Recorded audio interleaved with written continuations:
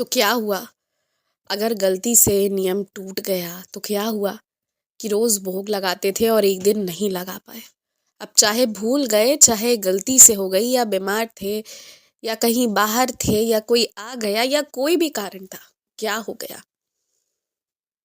तुमने जिस थाली से जो जितना खाया ना, मैं अपने आप से उसमें से पहले लेकर खा लिया, क्योंकि मुझे पता है तुम रोज मेरा ध्यान रखते हो, मेरा ख्याल रखते हो। और जब कोई इस तरह करता है ना, तो मुझे पता रहता है कि उसे रोज थाली में खाना नहीं चाहिए, उसे प्रसाद चाहिए। तो कभी कभी तुम भूल जाते हो ना, तो मैं पहले ही उसमें से भोग स्वीकार करके वो थाली को प्रसाद के रूप में परिवर्तित कर देता। इसलिए अफसोस मत करो, बिल्कुल अफसोस मत करो। और मुझे लगता है कि कभी कभी कुछ चीज़ें हमारे वश की नहीं होती है। हमें नहीं पता होता है कि हम कैसे कुछ चीज़ों का सामना कर पाएंगे। कुछ चीज़ें बस आंधी तूफान सी लगती हैं, और जब बहुत मुश्किल लगे ना कोई चीज़, खास कर मेरे उन बच्चों के लिए जिन्हें कोई मीटिंग, कोई प्रेजेंटेशन, कोई छोटी सी परीक्षण, कुछ छोटी चीज़ भी अगर बहुत मुश्किल, बहुत भारी लग रही है, डर लग रहा है ना, तो मैं एक बात कहूँ, दो चीज़ है। या तो सोच लो कि तुम्हें वहां जाना ही नहीं है। अगर वो सोचकर मन को आराम मिल रहा है तो बस सोचने के लिए सोच लो, करना नहीं है ऐसा, बस सोचना है। और या तो फिर ऐसे लोगों के बारे में सोचो जो तुमसे बहुत नीचे की स्थिति में है।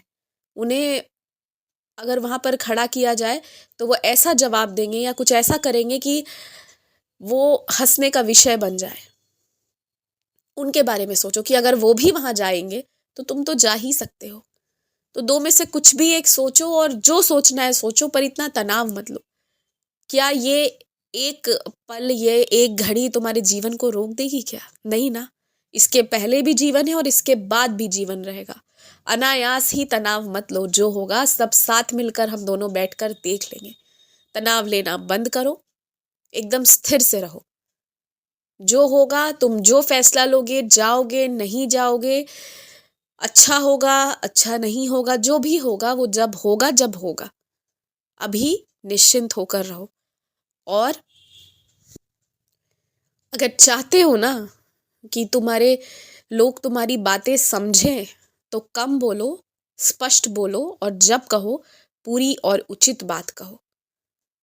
गुस्से में आकर मत कहो। गुस्से में आकर भी कह रहे हो तो भी 2 मिनट पहले सोचो कि क्या कहना है। सोचकर बोली हुई बात को काटना मुश्किल होता है। बिना सोचे समझे झट से बोल दी गई बात में खुद ही के बात में कटाक्ष छुपा होता है। इसलिए कहता हूं, सबूरी रखना सीखो। सोच कर कहोगे तो फिर तुम पर कोई उंगली नहीं उठाएगा, लांछन नहीं लगेंगे। हड़बड़ा कर कह दोगे तो उसी में गड़बड़ हो जाती है।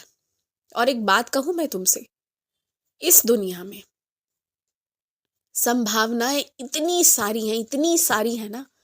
और अगर बहुत सारे लोग भी कोई काम कर रहे हैं ना, तो भी वहां तुम्हारे लिए जगह है, अगर सच में तुम्हारी इच्छा है तो। तुम तो खाना तुम्हें पसंद है, तरह तरह की चीजें, तुम उसी में उदाहरण में देख लो, कभी कभी कुछ ठेलों पर जितनी भीड़ होती है उतनी बड़ी होटलों में नहीं होती। और कभी कभी होटलों में बहुत भीड़ होती है, जबकि उस जगह पर और कितने ही विकल्प मौजूद होते हैं, फिर भी किसी एक जगह बहुत भीड़ होती है। तो अगर तुम सोचोगे कि कोई एकदम नए क्षेत्र में जाऊं और नया कुछ शुरू करूं, तो बस सोचते रह जाओगे। जो है उसमें तुम अपनी हिस्सेदारी निभाओ।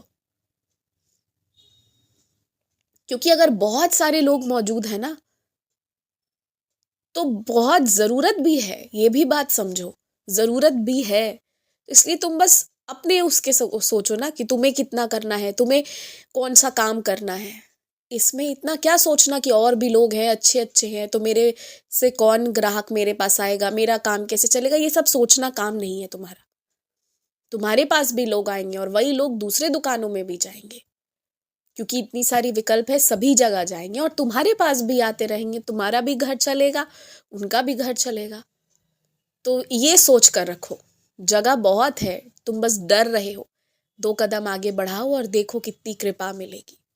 आयुष्मान भव, दीर्घायु भव, यशस्वी भव, तेजस्वी भव।